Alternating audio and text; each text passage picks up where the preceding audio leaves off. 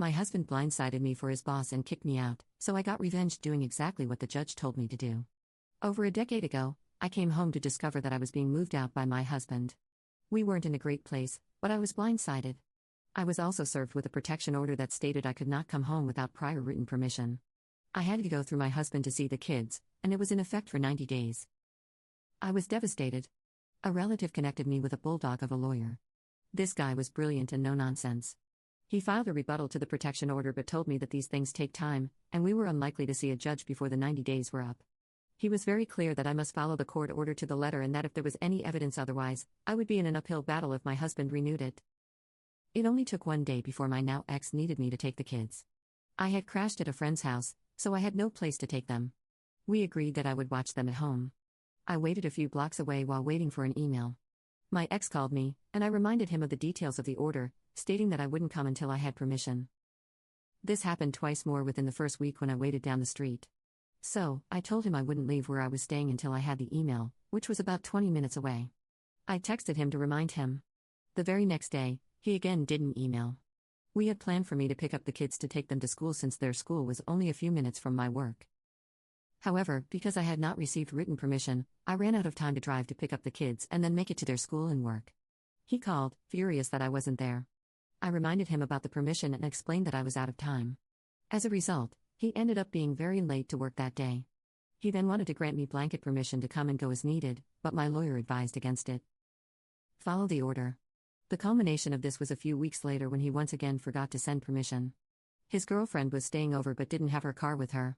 They both had to get to work, and that was the day I learned that she was his direct supervisor. My ex had to call a friend from work to pick up the kids and take them to school, and the friend found out. Of course, it got out at their workplace. Within a week of that, the girlfriend was fired over their relationship, and my ex was suspended.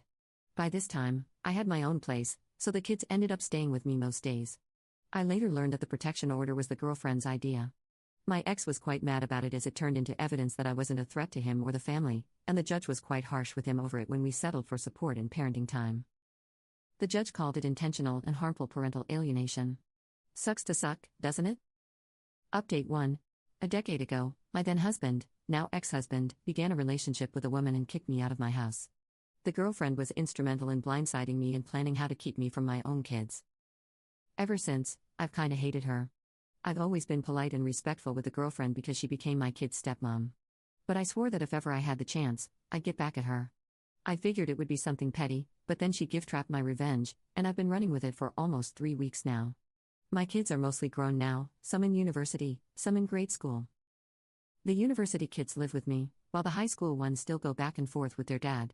I'm also remarried now. My husband and I each have our own vehicles, but my husband owns and insures a minivan for when we all go somewhere together. The kids are free to use it too as only one of them has a car. We only have one set of keys, so I put an AirTag on it. It's a little transponder that tracks its location. I put it on there in case the keys were lost. About 3 weeks ago, one of my older kids took the van out for the night but ended up staying at his dad's on the couch.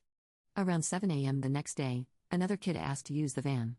I pinged the AirTag only to find out it was hours away in an industrial section of another town. I was quite concerned about why my kid was out there. I called him up, and he was at his dad's, where he said he'd be. He had no idea the van was missing. I called the police and gave them the location of the van. Within 20 minutes, they had stopped the van, and the driver said he had permission to use it. Lo and behold, it's my ex-husband's girlfriend. The police weren't very interested in detaining her as it would be easier for her to just drive the van back to our town, and we could sort it out here. However, it wasn't my van, nor was she listed on the insurance to drive it, so I asked that it be impounded. In Canada, we can't press charges, but I was adamant that this was theft and that I wasn't going to let it go.